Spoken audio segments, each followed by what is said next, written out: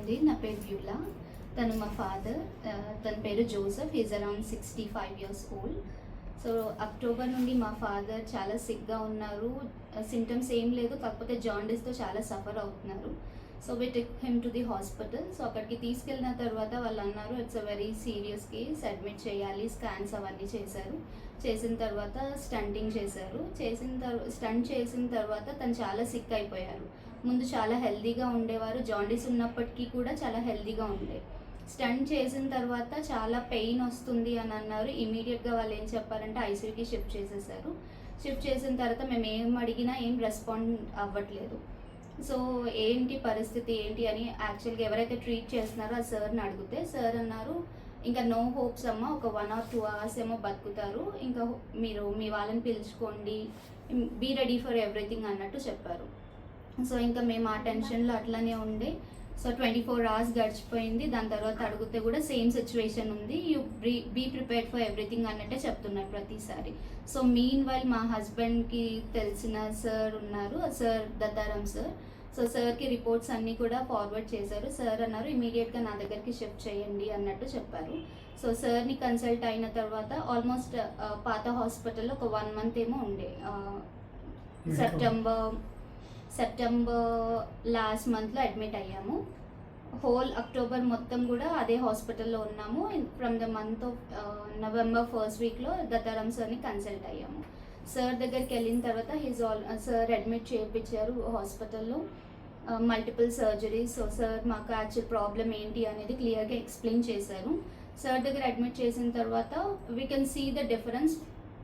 పాత హాస్పిటల్లో కంటే కూడా అక్కడ మాకు హోప్సే లేదు అని చెప్పారు. ఇక్కడికి తీసుకొచ్చిన వితిన్ ఎ వీక్ మా డాడీ చాలా మంచిగా ఉన్నారు, స్ట్రాంగ్గా ఉన్నారు, హెల్దీగా మాకు కనిపించారు. So we can see the difference. ముందు కంటే చాలా బెటర్గా మేము కూడా ఫీల్ అయ్యాము. సో సార్ మాకు ప్రాబ్లం ఏంటి అనేది క్లియర్గా ఎక్స్ప్లెయిన్ చేశారు. సో మల్టిపుల్ సర్జరీస్ అయ్యాయి ఆ తర్వాత. సో ఫైనల్గా ఆ సర్జరీస్ అన్నిటి నుండి కూడా బయటపడి సార్ అన్నారు విపుల్ సర్జరీకి వెళ్ళాలి మనము అన్నట్టు చెప్పారు. So May 1st Vipul surgery చేశారు సార్. సో విపుల్ సర్జరీ చేసిన తర్వాత ఒక 1 week ఏమో ఐసీయూలో ఉన్నారు. ఐసీయూలో ఉన్న తర్వాత వార్డ్కి షిఫ్ట్ చేశారు. ఆల్మోస్ట్ ఒక 5 to 6 days వార్డ్లో ఉన్నాము.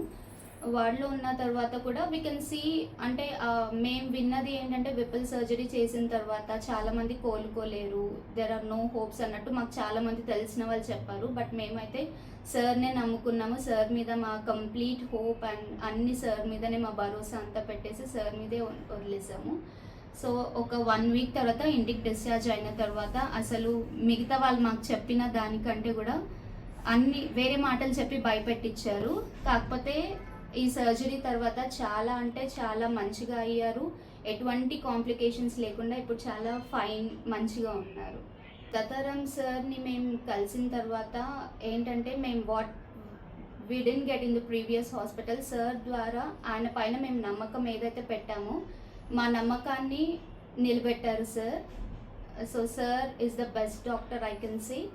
సో ఇట్లాంటి situations or else whatever the gastric problems, ఏమైనా ప్రాబ్లమ్స్ ఉన్నా you can consult the doctor. He is the best doctor who will treat or who will solve all your issues. నేను మొట్టమొదట వేరే హాస్పిటల్లో చేరాను. అక్కడ అడ్మిట్ చేశారు. కానీ నాకు ఏముండేది కూడా వాళ్ళు నాకు క్లియర్ ఇన్ఫర్మేషన్ ఇవ్వడం లేదు. ఒక్కొక్కసారి కడుపు ఉబ్బుతుంది, ఒక్కొక్కసారి లెఫ్ట్ సైడ్ ఉబ్బినట్టుగా ఉంటుంది. నేను డాక్టర్ గారికి వచ్చినా కూడా నీకు అలాగనే ఉంటుంది, మీకు ఏం ప్రాబ్లం లేదనే విషయం చెప్పారు. తర్వాత మళ్ళీ లోపల నుంచి ఏదో షాంపూలు తీసుకెళ్ళారు ల్యాబ్కు. షాంపూలు వచ్చిన తర్వాత కూడా నేను అడిగాడు. తర్వాత నాలో ఏముంది ఏంటి ప్రాబ్లం అన్న కూడా వాళ్ళు ఏం చెప్పలేదు. తర్వాత నాకు అక్కడ నమ్మకం అనేది పూర్తిగా లేకపోయింది. తర్వాత మా అల్లుడు రాజు ద్వారాగా దత్తారాం డాక్టర్ గారి దగ్గరికి వచ్చాను. డాక్టర్ గారు చూశారు. సరే నేను ఈ కేసు చూసుకుంటాను, మీరు వచ్చి నా దగ్గర రమ్మని చెప్పాడు. సార్ అన్నీ చూసిన తర్వాత నేను 0 టైపులో ఉన్నా, చనిపోయే స్థితిలో. కానీ నేను 0 నుంచి 100 వరకు తీసుకొచ్చి నన్ను దత్తారాం డాక్టర్ గారు నన్ను బ్రతికించాడు. ఇప్పుడు ఎలా ఉన్నారు? ఇప్పుడు బాగున్నాను సార్. ఇప్పుడు అన్ని పనులు నా సొంతంగానే చేసుకుంటున్నాను. ఈ ముందు కాడికి యాక్టివ్గా ఉన్నాను, బాగున్నాను సర్జరీ తర్వాత. ఇప్పుడు బాగున్నాను. కెమియోథెరపీ కూడా స్టార్ట్ చేయించాను.